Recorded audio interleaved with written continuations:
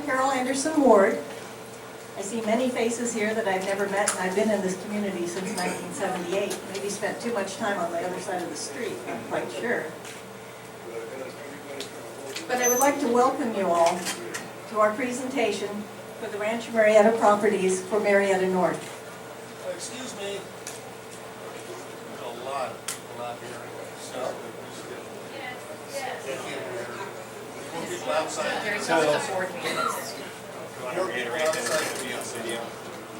I reiterate, this is a board meeting, it's a presentation to the board. It will be on video and available there, so you can hear it all again. I think you need to hear a lot of things that people have to say. Well, that's in about an hour. An hour from now. When they're, people's comments are limited to after the presentation. But the public was not allowed in here until 5:30, and half of the hall was filled. We tried to get another venue, they were not available. But the public wasn't allowed until 5:30, and half the hall was filled when we were. Could sell tickets, I suppose, or do something like that. There's limited space, and it's a lottery type basis, first come, first served. And we did make accommodations to record the session. But that doesn't And knowing allow that public there wouldn't comment. be, knowing that there wouldn't be the ability to get everybody in the building, so we can either proceed forward or proceed forward. So we're going to proceed forward. Okay? You have a speaker you can put to the outside so they can hear? Well, actually, she's got a speaker in her hand, so microphone. Can they hear me outside? No. I can hear them. They all said no. If they shut up, they might be able to hear. Respect for the community. Yeah, nice job, Jerry, are you guys not going to vote on anything regarding the presentation tonight, are you? Pardon, I didn't hear that. You're not going to vote on anything regarding the presentation tonight, right? So are you going to vote on anything, Jerry? We are voting on So something tonight. everybody will have a say after the fact. You could express your concerns and things afterwards, correct? So just to There's make, nothing on the board agenda that requires an action. Okay. and just to be clear, the comment period, if people want to say their views on whatever it happens to be, it will be done after we're done with the presentation, okay? And then again, it'll be available on the website within about a week for people to view. And then you always have the opportunity to send input, letters, whatever it happens to be to the agency, your view. We're happy to receive that information from you. It's just that, again, I reiterate what Jerry said, this venue holds so many people. This is a board meeting. It isn't necessarily a public workshop at this time. Rather, what we're trying to do is get an idea of what the community looks like so that we have a better understanding of the lots proposed and so forth. So, appreciate everybody's understanding of that. Thank you. If I may continue. I wish to thank the CSD board for inviting us here. This is an opportunity for me to present my dream of the future of Rancho Murieta. My dream and our group. The first slide up here is an oak tree. My company is Live Oak Legacy. My father loved oak trees. They are important to me. I have planted more than 100 oak trees. The first one I planted was in Curtis Park in 1958, and it is still thriving. We want to be very good stewards of the oak trees here.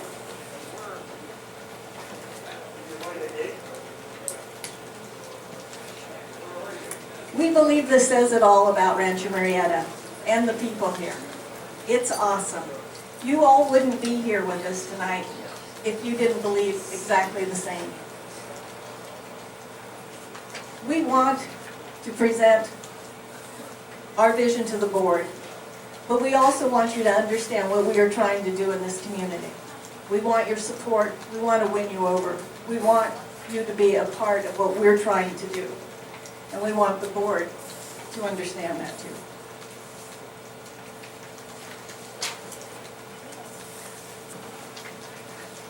I would like to start by introducing my ownership group partners, because people are what are important to me. Yes, I love horses, and I love this community, but it's really about the people that live here. My family, the Anderson Family Companies, and you'll see Live Oak Legacy at the top. Of course, there's me. My brother,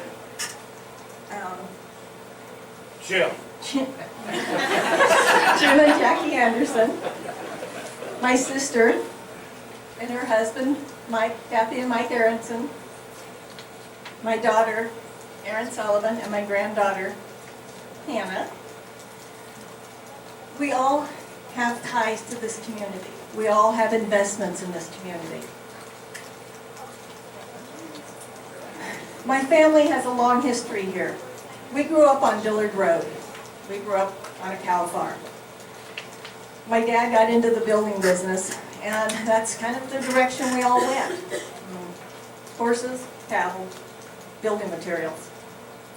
In 1974, my mom and dad, Pat and Fred Anderson, bought the first lot that was sold here in Rancho Murieta. They loved the project. They wanted to be involved in the project.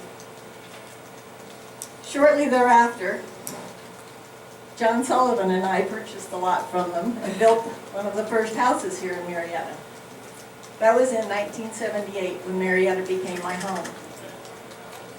One of the first things I did was go across and lease the equestrian facility to put on a horse show.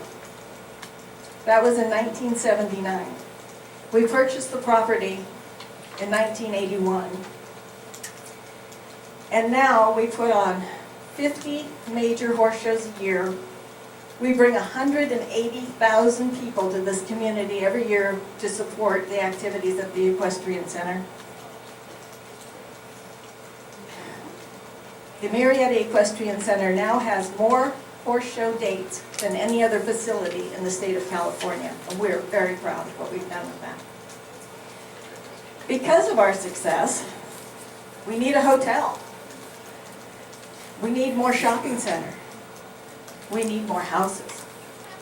One of the things that's happening is the equestrians that are getting to be my age, that have always had horses in their backyard, are now looking for housing and a place to keep their horse. They don't want to have to feed and clean, but they don't want to give up their horse either. So I think a boom to our market is people my age that are looking for a place to keep a horse but live in a great community. So we need the housing, we need the shopping center, we need the hotel, and we need your support. My dad, Fred Anderson, brought the Tournament of Players series to Rancho Murieta. It was all the young guys, and somehow that turned into the seniors tournament. I'm not quite sure how they made that change. But I hope some of you were here back when that was going on. We had a lot of fun. We had a lot of enthusiasm for the community. We'd like to bring back those kind of events to Rancho Murieta. He also trained his football teams here. We had the Sacramento Surge, we had the Gold Miners. We had a lot of fun. Things have kind of cooled off since his passing, but we would like to bring it back. We did great Grand Prix on your driving range. Show jumping Grand Prix. My niece was just riding in one in Canada. We just watched it on the web. We have a family tradition of giving back to the community. My mother, Pat Anderson, got us involved to give the lead gift to Sutter Hospitals. We are very proud that we now have the Anderson Lucchetti Women's and Children's Hospital that opened earlier this month in Sacramento. She also built a school at the Sacramento Children's Home. She grew up in Curtis Park, and that's why my first tree was planted there. A long time ago, she supported children, she supported my dad, which supported everything else in the country, it seemed. My brother Jim and Jackie were major contributors for a chair for Dr. Zern at UC Davis. And that's a continuing chair that provides scholarships for students that are involved in stem cell and transplant research and education. And We have the West Coast Equine Foundation that operates out of the Equestrian Center. Jimmy's one of our biggest supporters for scholarships and educational programs for children that have to do with horses and agriculture. Thank you, Jimmy. My sister Kathy runs Wall. Wall is a large real estate company. It owns the Airport Business Park, if any of you have been over there, the mini storage. She has her hand in a lot of real estate. Loves this community, inside and outside the gate. My daughter Erin is getting into house building. And we think doing very well. She has many great causes that I think she supports me on, but I'm finding that I'm supporting her on more and more each day. So we think the tradition will continue. We want to give back. We want to be important to the community. We want a community that is thriving, that has jobs, that has opportunity. That's what we're trying to do here.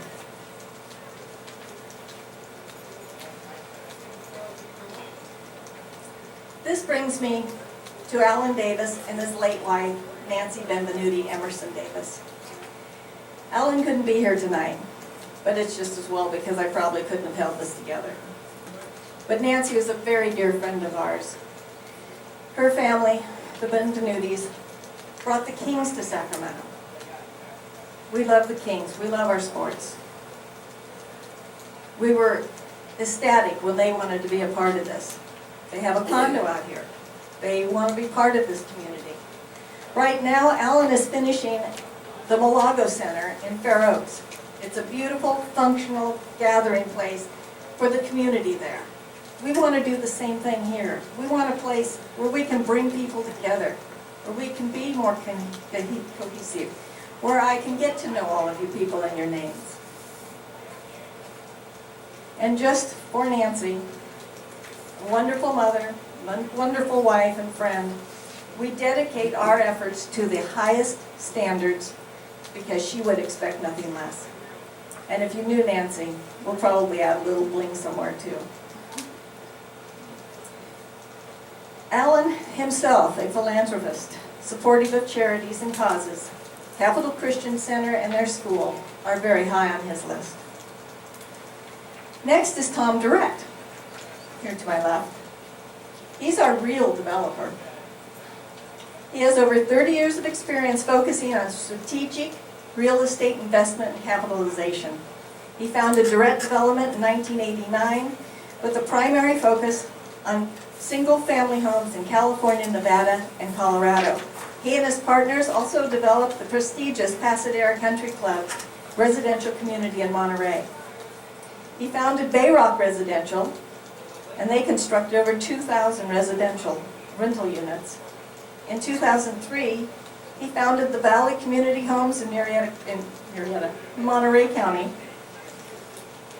which included schools, parks, component, and 853 lots. Now, Tom is a cutting horse rider, so am I. He made the mistake of having a little free time at one of the shows, so I drug him over to see what Rancho Murieta was all about. And he was hooked. So we are blessed to have Tom's expertise working for us. Now most of you know Paul and Cindy Frank, our other partners and other development interests. Although I hardly know how Paul finds any time to get any work done because of all of the youth organizations he supports, all the coaching, the 60 seasons of coaching, oh my gosh, awards. I mean, if your kid throws a ball or kicks a ball or runs with a stick, you know Paul and his efforts. He's also a huge supporter of the community church here. We are so pleased to have him as part of our team.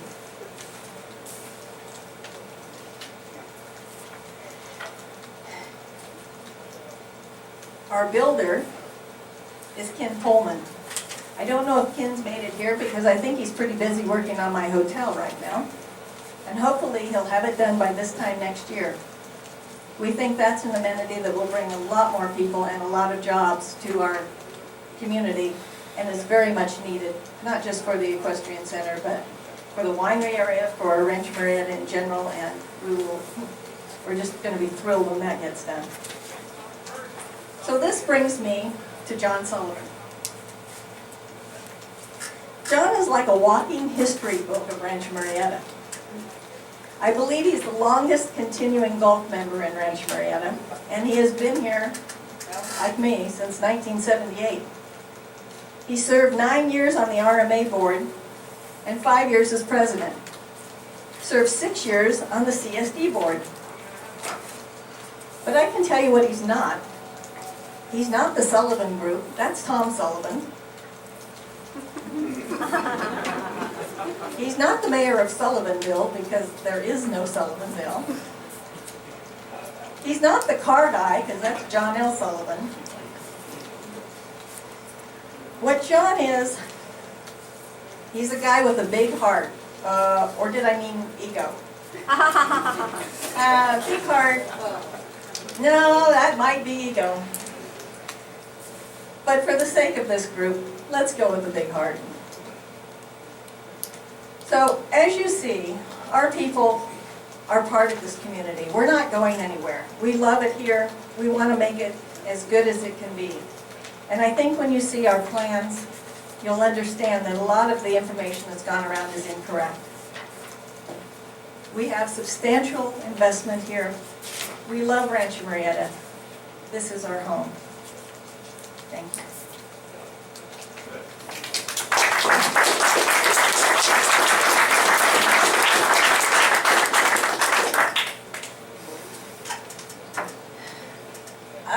The one thing I didn't touch on enough was probably the commercial center across the street. Shopping center, major grocery, major pharmacy, a lot of fun places to eat and hang out, a park behind the hotel, a lot of things that I think this community's been missing. And I hope it's all things that will bring us together.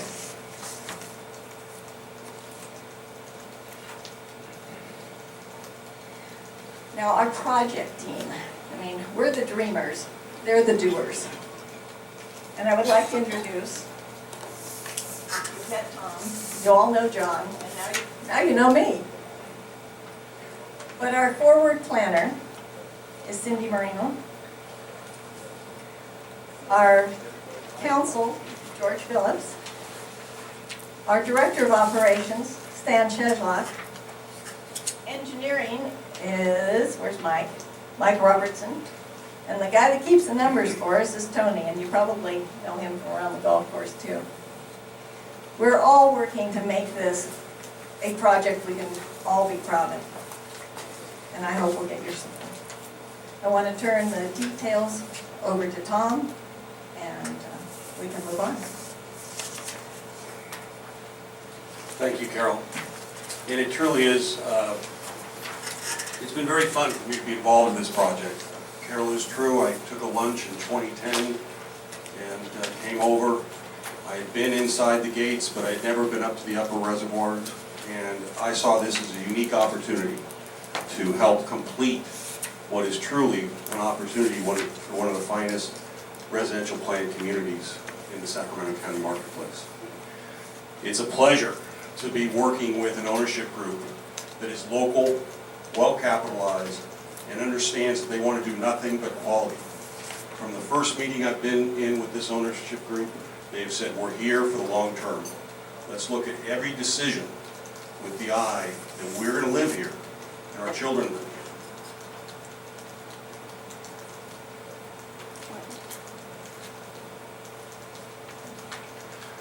We acquired the property in August of 2013.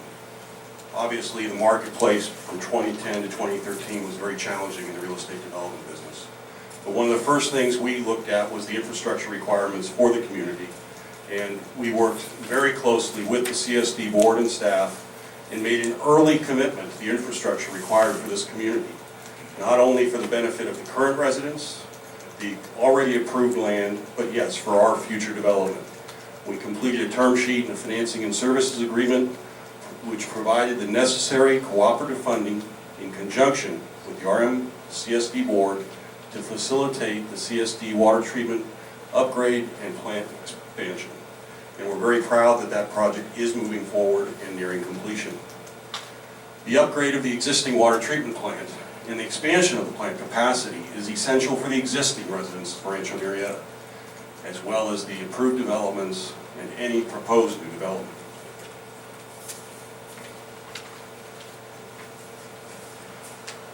This is a diagram of the community in a whole, and I just wanted to focus. The lands in red are the subject of the application of Rancho North. Consists of approximately 775 acres. This 39-acre piece, which is where we are here, has an industrial overlay. As part of our application, we're looking at a zoning change for that down the road to potentially have a mixed-use commercial overlay. The balance of the submission and application will be going through tonight. The 775 acres is identified with 8 villages. These previously had names. There was Terraces and Highlands and Riverview. Early on in the process, some of the ownership group didn't like the names. And we were busy looking at other issues and hadn't really focused on the rebranding. So we told Mike, label them village A through H. We'll focus on names down the road. The 8 villages, the 1 commercial site. This plan has 827 single-family detached residential lots on approximately 350 net developable acres of the 775.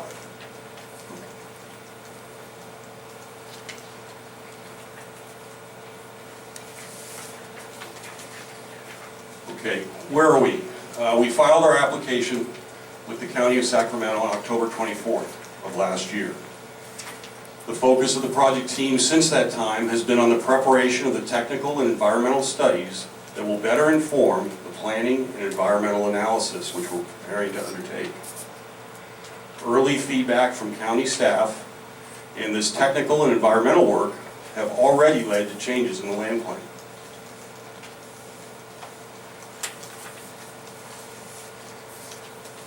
Months of study of that technical and environmental issues related to the proposal. We've completed aerial topography analysis, completed an inventory of the oak woodlands. You've all seen as you're walking through, there's a tag on every tree on the property.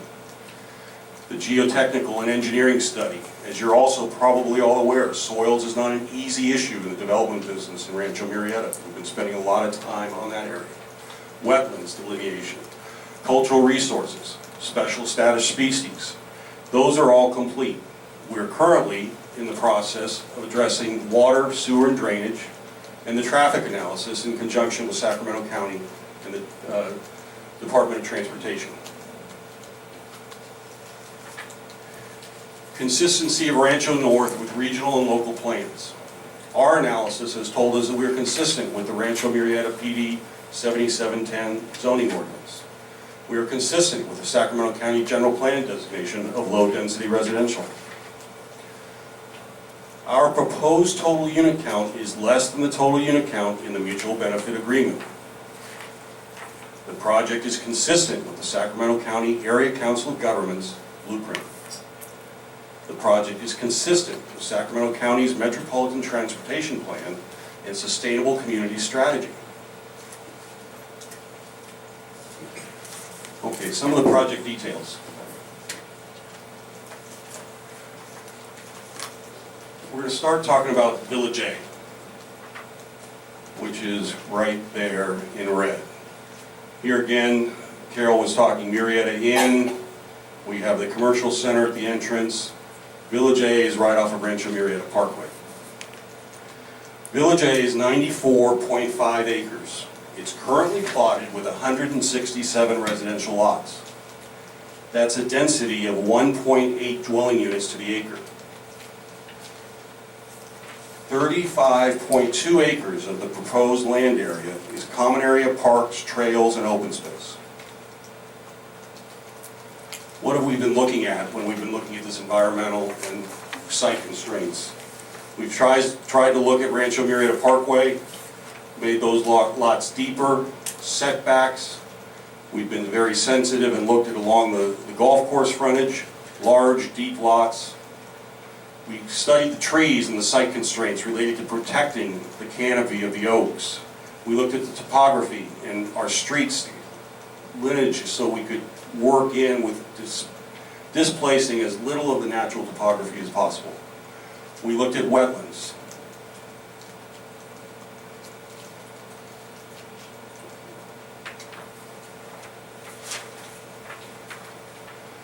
Village B is down on the Cosumnes River, located right here. Let's go to the next slide. Village B consists of 81.7 acres. It's currently plotted with 167 residential lots. That equates to a density of 2 dwelling units per acre. 18.2 acres of the proposed property is common area parks, trails, and open space. We specifically have not included any of the river bottom and the Clementia wetlands area here in our density analysis, even though that was part of the land that we own and acquired. So we felt that it was inappropriate to reduce the density that we're showing by those open spaces. But we have been very sensitive in these early planning to the river, setbacks, trail corridors, wildlife corridors, and topography. Frontage along golf course.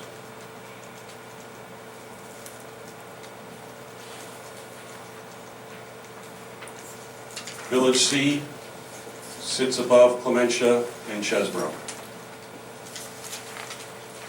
Village C consists of 63.3 developable acres, currently plotted 130 residential lots. That equates to a density of 2.1 dwelling units to the acre. 23.1 acres of the proposed property is common area, parks, trails, and open space. Clearly, the issues we've tried to address is Chesbrough and Clementia setbacks, trails along the lakes, topography, so that these lots are terraced up, so the roadways are meant to pick up as much of the natural grade as possible. We have, once again, been very sensitive to the oaks and the lot sizes under these oaks so that we can be the design guidelines provide for very specific and sensitive placement of the homes.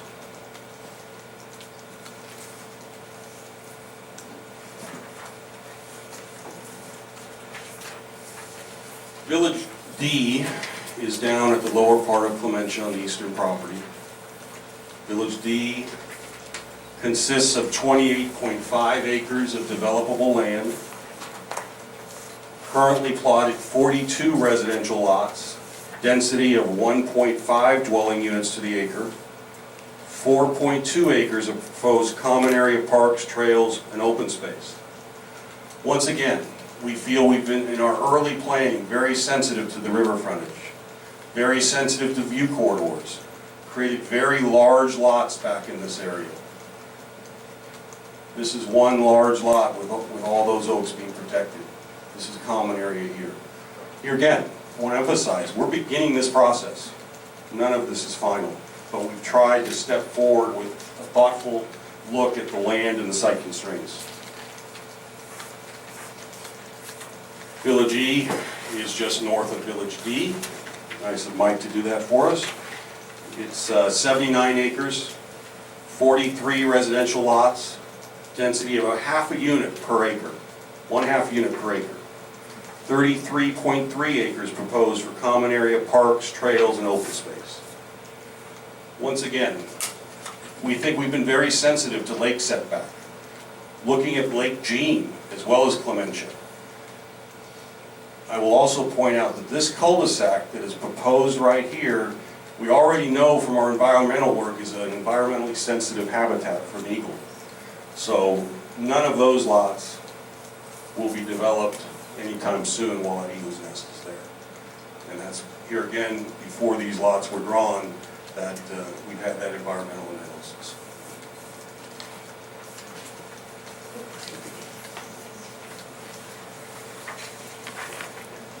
Village F is north of Clementia and Chesbro, consists of 77.1 acres, 95 residential lots, density of 1.2 dwelling units per acre, 40 acres of proposed common area parks, trails, and open space. I sound like a broken record, but we've tried to be sensitive to oaks, wetlands, reservoir setbacks, and trails.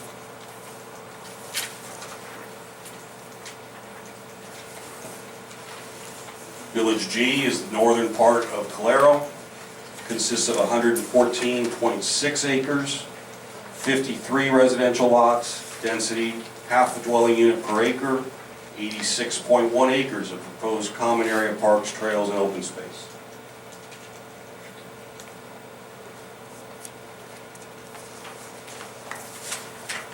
Village H is the southern portion of the Calero property. Consists of 67.6 acres of developable land, 130 residential lots, density of 2 dwelling units per acre, 18.1 acres of proposed common area parks, trails, and open space. Here again, we try to be sensitive to transportation corridors, trails, and we're going to get into the trail system in a moment. But we've also tried to look at and be sensitive to setbacks from existing residential units. We had site constraints of existing roadways that were already punched in, and we had to take that into account in our circulation plan.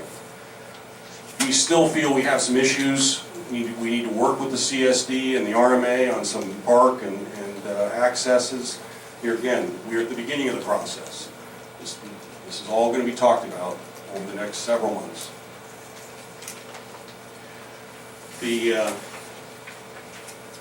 Here again, we were asked by the CSD board to discuss our lot sizes.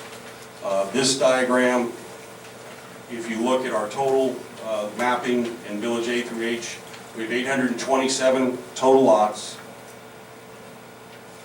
Less than 12,000 square feet, 292 lots. And you see them broken down.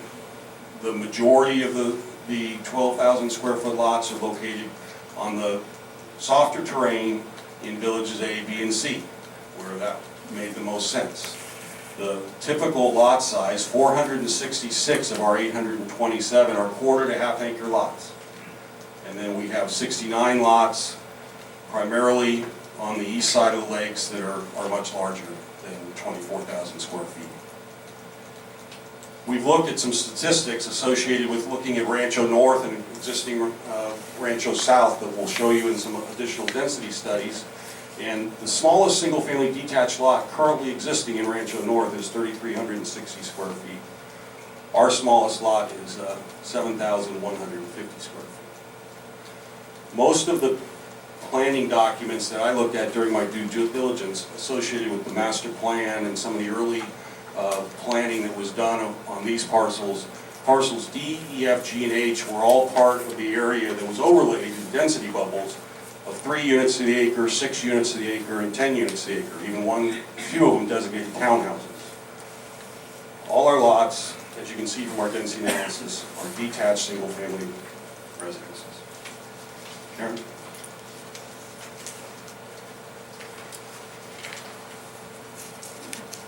This is a terrible slide. Mike, you flunked on this one. But I will say that it's over here. If somebody wants to look at it later, it didn't show up very well there. What we tried to do here is once again look at density and look at location and amount of land area that's being set aside. The green around the lakes is all proposed common area parks and trails. Well, this is the area that we've designated as lotting. This is the proposed river parkway. Now you look here, there's 606 acres, and you say, wait a minute, Tom's been saying 775 all night. Well, the difference there is that we've got this 39-acre piece down here, and we've got this river parkway area, and this Clementia Park / wetlands that we purposely kept out of any of our density analysis. Okay? So we said, that's a gimme, what's the balance of the property? And then we looked at the existing south. 319 acres, 988 lots, common area of 4 acres, a density of 3.1 units to the acre. The existing north, 658 acres, 1,660 lots, 285 acres of common area, for a density of 2.5 units to the acre. What we've come forward with our first, well, it wasn't our first, because we did submit a plan in November to have more lots. But this plan where we're at now, 827 lots, 606 acres, 259 acres of common area, overall density of 1.4 units to the acre.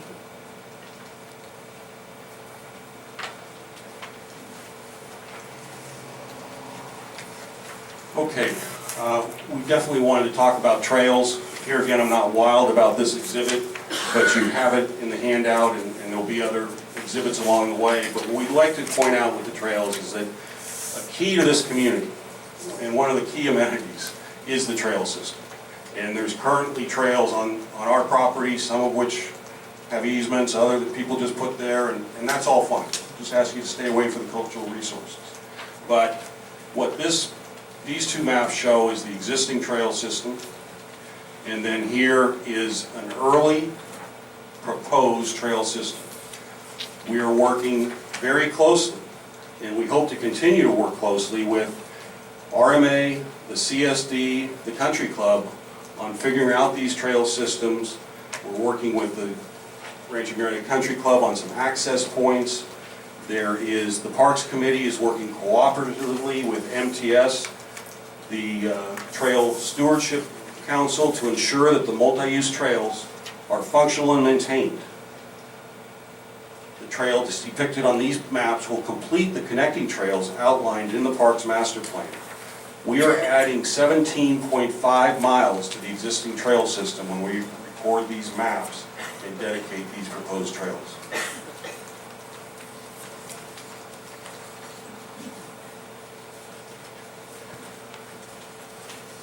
We were asked about our plans for annexation. Let me be very clear on this. Our goal is to annex all our properties to Rancho Murieta Association. We are working with RMA, and will be working with RMA. Our proposal would be to establish a comprehensive set of design guidelines that would be overlaid on the entire Rancho North portfolio. These updated design guidelines would then be adopted as part of the Sacramento County application. Going forward, these design guidelines, which will be part of the public process as we work through that with RMA over the next several months, those design guidelines will serve as the reference documents for all of Rancho North. Will be recorded with the lane. This is important for RMA so that the quality and integrity of the end product is consistent with the intent of the North Development Group and the ownership group. We want to make sure what we're telling you today is going to be executed by whoever builds the houses.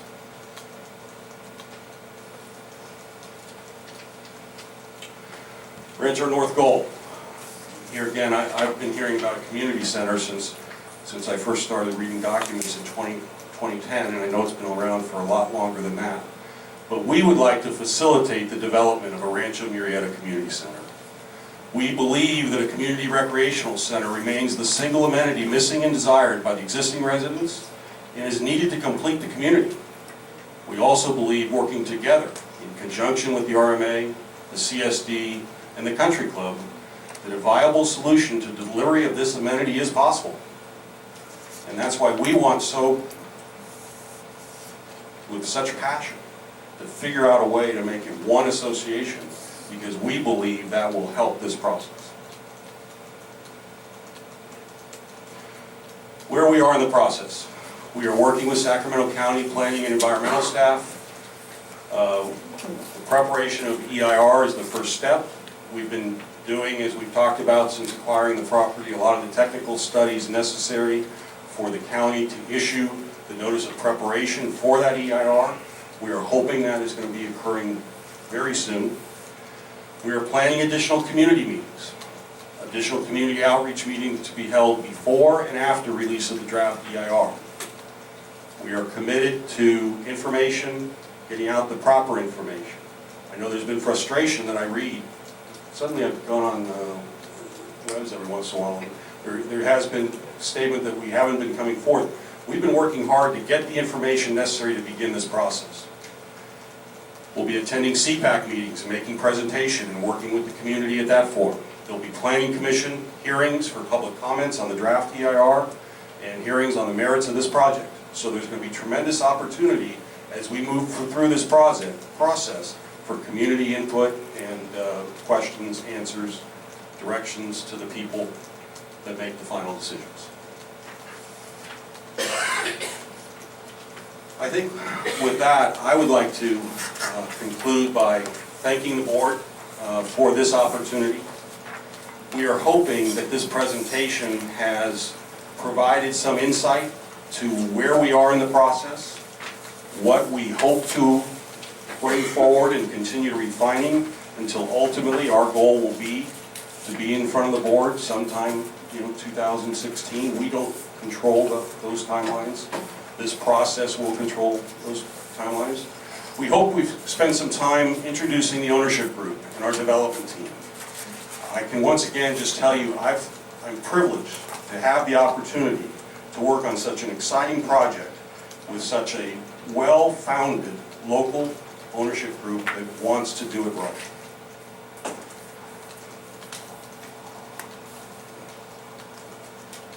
And I hope that we've also provided some technical details on our proposal that will bring forward the actual facts of what we are proposing, where we're proposing it, so that we can enter into an iterative process of community dialogue and working through so that when we finish this process, we are hoping the majority of the people feel that the community can be completed.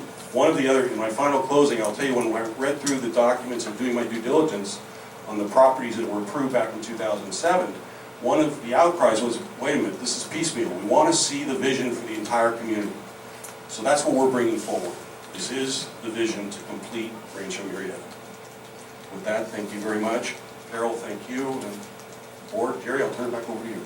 I have a question for you relative to timelines. If you just looked at, you got N villages, is there some kind of a projected timeline that you would envision for these? Well, villages A, B, and C, we've identified with the county as the first phase. Those would be developed first. Okay. And Village A can be developed standalone. There are some engineering and technical issues connecting in with, it's a Unit 6, Mike. So villages B and C, there's some of the infrastructure that may require those to go some backbone together. But you'll see Village A, B, and C first. And then we would move forward with the back property. So if everything went perfectly the way you wanted it, what kind of, what's 2020 or 2030 or 2025? Where do you envision it? Am I going to hit it 2008 through 2013? Or, no, it's market driven. We are hopeful that we could get in the ground late 2016-ish. And so that's, depending on ultimately what is approved, we have about 450, 60 plus or minus lots on those first 3 villages. So can we sell 150 houses a year or every 24 months if you can build them? Can we sell 60? It's a long-term project. We are here. We would hope villages A, B, and C, a 5 to 7 year build out. One of the things you didn't cover is in each of these villages, your vision for the type of home or the type of development, i.e. custom lots, individual or production home, et cetera, et cetera. You did talk about, acreage and dwellings per acre and all that, but not the other aspect. The design guidelines actually provide for a range of housing, so that there will be, we have some ranchettes on the east side, we have custom homes that provide certain design guidelines, we have semi-custom homes, we have some flat padded merchant build homes, and so that will be laid out as part of this in the design guidelines. And so when we move forward that process, those home types, elevations, architectural characteristics, they're all part of those draft design guidelines. But in the main, we're not going to experience like we did on the south, where it just kind of massacred everything and we have 600 houses. Mr. Sullivan loves his golf, and he does nothing but complain about the homes on the south when he's playing golf. So I will assure you, we have four-sided architectural delineation as part of the design guidelines. Tell Mr. Sullivan to straighten out his driving. Okay, thanks, Tom. All right, Jerry. Thanks, Carol. Do we need a little break? Or are we on the right? Okay, we'll take any comments from the board while we're at it. I just think we need to remind everybody that there's information cards to write questions down. So if you don't get a chance to bring up your issues, that you have a chance to, the cards, it's my understanding Suzanne and a variety of people are going to be able to make that public and be able to respond to as many as we possibly can. So that was one of the comments. Can I ask some questions too? Just kind of things that were presented to in terms of timing, like Jerry was asking about timing there.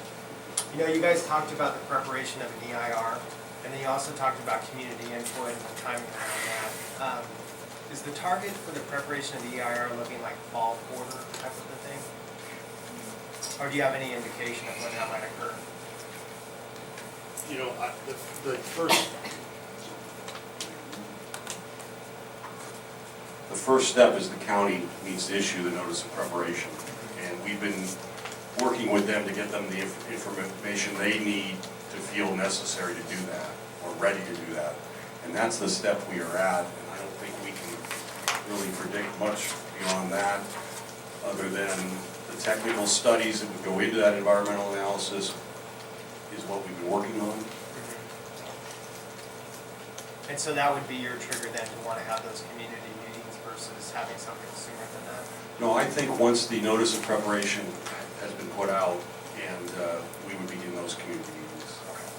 Because that would be, I think then again, a time for that input, just, you know, I mean, obviously all these people came here tonight, and My understanding is during the circulation of the draft EIR, it's here again, this is our information and our technical studies, but then the county looks at them, and they weigh in and make their own comments, and that's what's circulated in the draft EIR. So we'll have some community meetings prior to circulating the draft EIR, I would imagine, but the most significant meetings will be once we get the input from the county, so that we can then have a dialogue as far as, this is where we were, this is the direction we're seeing from the county, and then solicit additional community input. Could I ask you about the meetings that you're suggesting? Will they be town hall meetings that you will sponsor? Yes. Or are you talking meetings where CSD and RMA would be doing the venue? I think that we will sponsor town hall meetings at the country club, and we'll try to have enough of them and enough different times, and times of week, times of day. We'd like to be able to have them and spread out, so we'll probably have some, try to get some solicitation of RSVPs so that we can say, okay, 100's a comfortable number. We're going to have 100 Tuesday night. We're going to have 100 next Saturday. Have 100 2 weeks from Saturday, and then try to get it so they can be productive meetings. As some of you are aware, we held a reception when we were doing our pre-marketing for the retreats, and we had a lot of people at the club, and nobody could hear anything. And, the club acoustic. So we'll try to hopefully manage the process so it's beneficial for us as well as beneficial for those that take the time to come meet with us. I think that's definitely the itch that everybody wants scratched, is to hear. I think tonight is like the beginning of that, but obviously your presentation is more to us versus that type of town hall session. And that's what I hear probably more than anything is everybody wants to just know what's going on. And in the absence of that, stories get made up, conspiracy theories get made up, and we end up kind of where we're at. So transparency, I think, in this view is important. We agree 100%. And part of the process in working through the county, to tell you the truth, we wanted the NOP out a lot sooner, and then we would have started community meetings. We have to be sensitive also to making sure working with staff, and we don't get out ahead of the county. So we're trying to juggle those as well. The county's been very helpful on this property, and I think they're excited to have us move forward. No, I think we should do the comment. Okay, at this time, we'll open comments from the public. You can do it two ways. You can either stand up and talk about it, but identify yourself so we know who it is and your address, or you can put your comment down on the cards. In the same way, identify yourself, so we can get back to you with a reasonable answer. There will not be an interactive dialogue of the answers provided tonight. Darlene, you want to talk about the structure? Okay, so as it's listed on your agenda, those people that are interested in getting up and making a public comment, we're going to do it by handheld microphone. So if you'll come forward, kind of stand where we typically have the podium, and identify yourself if you would care to do that, please. And individual comments are limited to 3 minutes, and comments on behalf of an organization or group, that group is provided 5 minutes, but for group as a total. So it should be hopefully an individual representing the whole group can speak for about 5 minutes. So if you, as you come forward, if you've got people behind you, you can just take the microphone and hand it to the person behind, would be great. If you've got the cards there in front of you, if you would write your questions down. Even if you get up and ask your question, it would be helpful if you wrote your question down and make sure that you leave it with Suzanne. Our intent is to take those questions and compile them into a document with answers and get that posted to the website. And we would also make available copies here to be picked up at the front counter for those people that are interested and didn't want to look at them through the website. So if you can give that information by card to Suzanne, that will help in getting that compiled for information to the public. They can, yeah, if you want, right now, you want, we're not going to answer them, no, not, at the end of, we'll collect the cards at the end of the meeting, so that you've got time as maybe, and maybe as you hear people ask questions, you may have something else that comes up, so you can add it to your card. So we'll collect those cards at the end of the meeting. I'm here representing SOLOS, which is an organization called Saving Our Lakes and Open Spaces. I am not the president. The president couldn't be here tonight, so I'm speaking on behalf of her. My name is Linda Klein, and I live at 6062 Puerto Drive. SOLOS is a newly formed political action committee that already has over 300 members. Its mission is to promote responsible development and preserve the quality of life in Rancho Murieta. We are not a group that opposes development. We understand that some growth, and some of the growth that we mentioned tonight, is good for our community. However, we are opposed to development that endangers our water supply, our surroundings, and in particular, we oppose the density of villages D through H, which are 461 lots. Those lots include the areas around our 3 beautiful lakes and the Eagle's Nest. We are concerned about traffic patterns in the community, ingress and egress of visitors and residents in emergency vehicles, pollution of the lakes if homes are built around them, drastic decrease in open spaces and trails, and depletion of our water supply, especially in these abnormal and unpredictable coming years of climate instability. We are aware that our state water permit is renewable in 5 years, with no guarantee that further reduction in our water supply won't be a coming reality. We question the independence of the CSD's newly commissioned water supply study. We know that we will become an urban water district with the already county-approved development of over 600 homes, which will result in further increase in state-required water conservation levels, perhaps even to 36%. The county has not approved the additional 819 homes that are now proposed by the Sullivan Group. It is not too late for CSD to take a strong position on protecting our natural resources.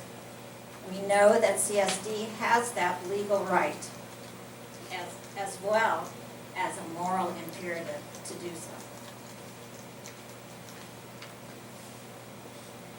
At a previous meeting, we asked for a CSD agenda item to discuss some of the possible options for CSD to act to preserve our environment and quality of life. And there was discussion of forming an ad hoc committee of citizens and CSD members to discuss those options. This idea was reported by the River Valley Times in its July 29th edition, although it is not included in the CSD minutes. We are still waiting for the ad hoc committee to form or for that discussion to be on the CSD agenda. The only action taken has been the appointment of a consultant, and it is not clear how independent and objective that consultant is. Most people move to Rancho Murieta because of the quality of life and the beauty of the environment.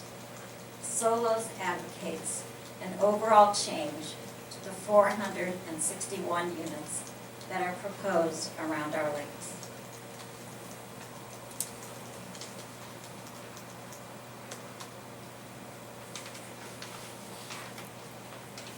We think those units would bring all the problems that accompany suburban sprawl and housing projects, including buildings and surroundings that don't meet the standards that have been established by the residents of this unique community that we love and do not want to see destroyed.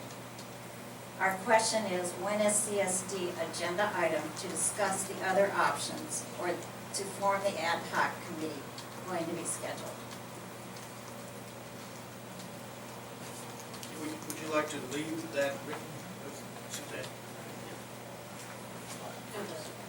Your statement? Your paper, your talking points.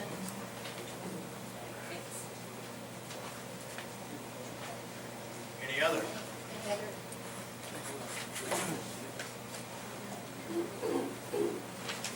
Yeah, my name is Jim Chambers, and I live at 6536 Chesborough Circle. Can you hear? Yeah. And I want to commend you guys. You've done an incredible job of putting this together as far as your vision. I think I happen to be in an industry associated. I've seen this, I've worked in the architectural field, so you've done a good job. The problem is your vision part of what our vision is? It isn't. If you really want to talk about us having a collective vision, it's going to have to be more integrated. There are flaws in your design where some of the beautiful rock formations are in A, some of the 400-year-old oak trees, what it is you want to achieve. Now, I understand from a business point of view, maximizing your density, maximize your profit, it's a long-term investment, you put a lot into it. However, we all live here, and what we want may not be quite the vision that you have. And if you're, this idea of the ad hoc committee, maybe forming some committees that people listening to Solos, getting people involved to help you make a vision that we can all live with. We understand you're going to develop. We have another issue, and this is probably my biggest concern. There should be, this is my opinion, no houses, no buildings completed until we actually know we've got water. Right now, the state is in a serious quandary. They can't even solve what's going on in our valleys. We know that drilling out here is questionable at times. You might get some down by the river, but there's a lot of places there isn't. Nothing is dependable. I just flew back from Seattle. I thought I was flying in over rice fields. It was people's lawns. This thing that we're talking about, a drought, is far more extensive, they think, than any of us thought it would be. And part of the responsibility that I see that you guys have is, in terms of development, not putting one place down unless you know and you can assure and everybody is comfortable that you have the water to support it and continue it, because we're all going to suffer. You talk about the quality of life. I want to see that quality. You know, I have seen places where people wanted to develop and they weren't allowed to because it turned out that the conditions were such. I think there's room for development here. However, that responsible are means you have to be able to listen to what the reality of our conditions are here. I mean, it's very, very concerning. We're already sacrificing, we've cut back on water, we're doing everything we can at this point. And yeah, we've had a couple of lucky spikes where we got some rains and it came down, it gave us a chance, but we were lucky. There's no guarantee that'll happen the next time. And even if El Nino comes through, they're talking down in the valley that they're going down 2,700 feet. I know they're going deeper out here. I've got friends that are farmers, and they're already drilling deeper and getting 60% production on some of their wells. That's how bad it is. And we have things settling. So, anyway. Can you wrap it up? Yep, I will. So I would, encourage you to get the people in this community involved, this ad hoc as well. So, thank you. Thanks, Chairman.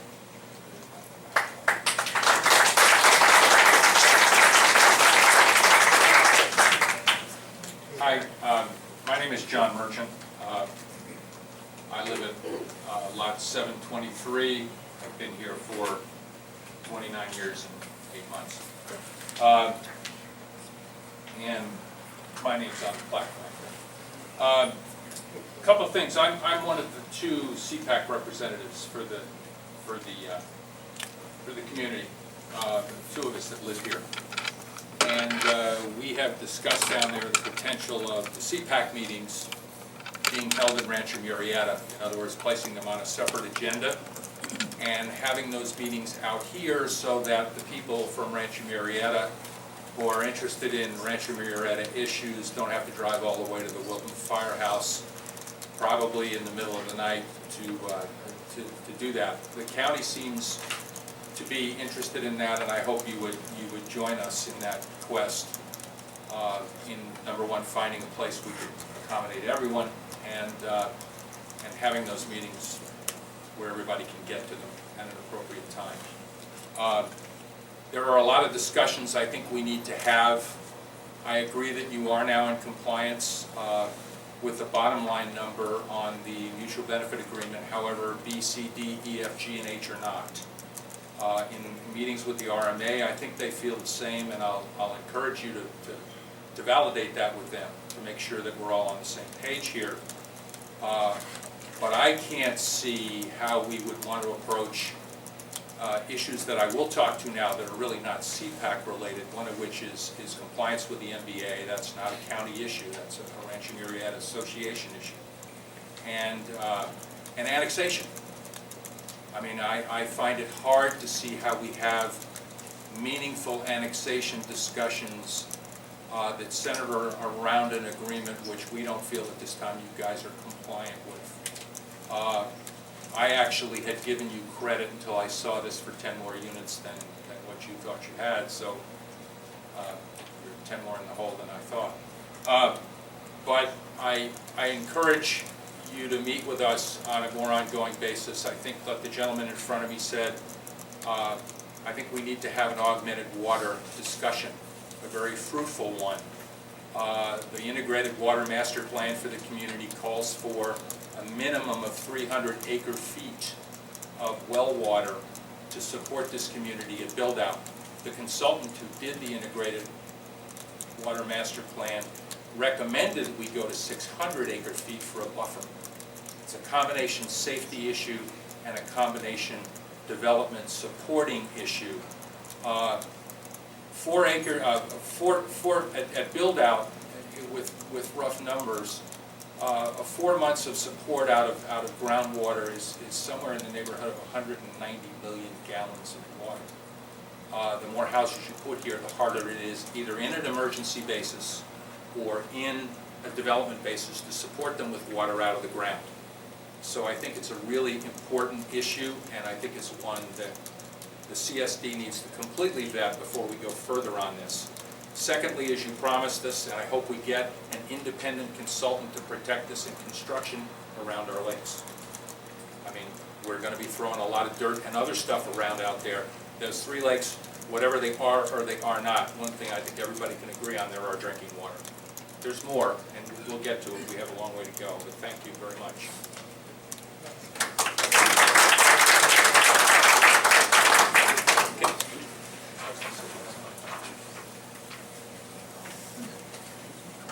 John, do you Do you have your little spiel down, so you give it to Suzanne? I mean, the issues that you just addressed. Oh, hell, Jerry, I'm all over the internet. I'm sure you're not done. I'll get it to you. I Get it to will. Suzanne. Yeah. I'm Brad Sample. I live at 15036 Magno Court.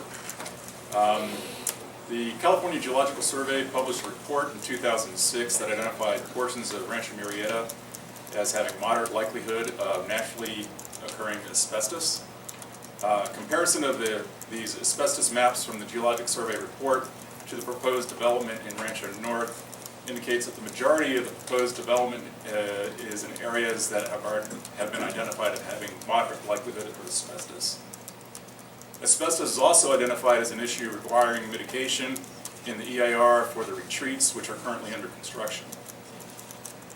If naturally occurring asbestos is present in the area proposed for development, dust generated as part of the construction process may present an exposure pathway for asbestos, creating potential health risk for the large number of persons who reside on properties surrounding the project area. Of even more concern is the fact that the dust containing asbestos could be deposited in the 3 drinking water reservoirs that are the center of the Rancho North project area. These reservoirs serve as the sole source of drinking water and irrigation for the water for the community's families, sports fields, parks, and yards. Contamination of this water with asbestos could result in asbestos contamination exposure to the greater Rancho Murieta community, including both ingestion and inhalation risks. One of the mitigation measures for asbestos is wetting the soil during excavation and construction. However, we are currently in a 4th year of a significant drought. Where will sufficient water be obtained to effectively mitigate asbestos? Also, what mitigation measures are currently being implemented for the retreats? And lastly, for the Rancho North project, what testing of soil, air, and drinking water will be performed to ensure that asbestos is not released and the community at large is not exposed? Thanks. Brad, do you want to turn those things?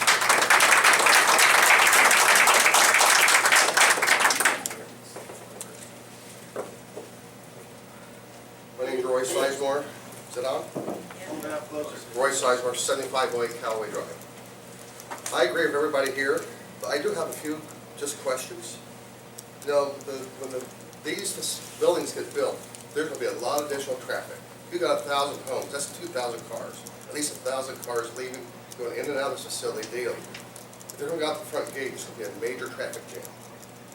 I would investigate the possibility of building an additional gate. Now, there's no way you're going to get everybody out there on Jackson Highway between 7 and 8 o'clock in the morning. It's already congested as it is.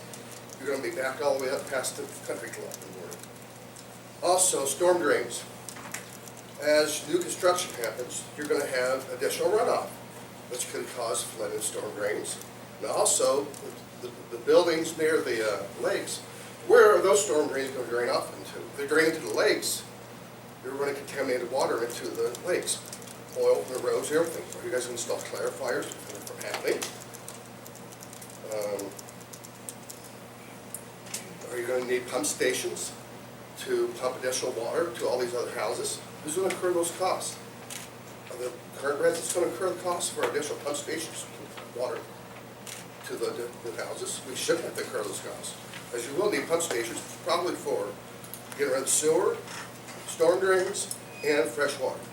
That's going to be a major expense.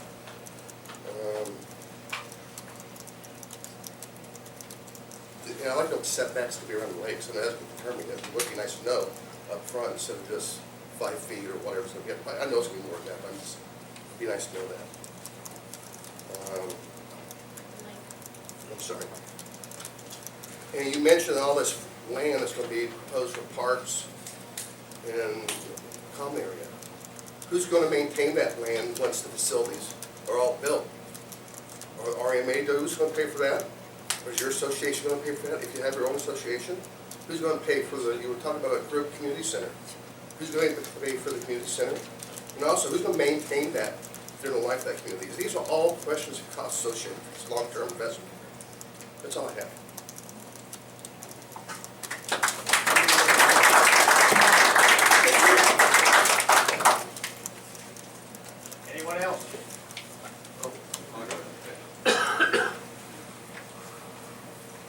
is Ted Hart. I've been here 40 years, and 6847 Torino. We have a good number of experts that have spoken from the community here, which we're fortunate to have.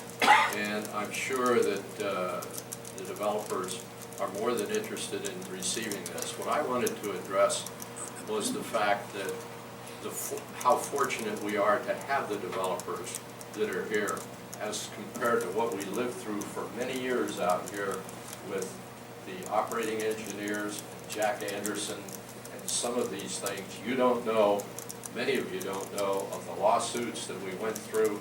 I happen to have been on the board, president at the time, and I'm telling you that every day that I listen to what these people are trying to do here, I'm thankful that we have this type of a developer that stepped forward, because you just can't imagine what it was like years ago. Thank you.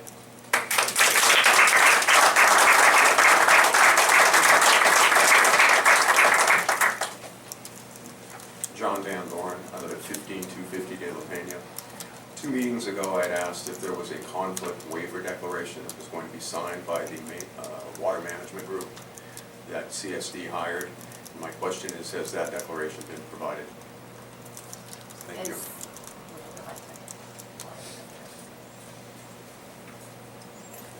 We'll provide a written answer to you on that one.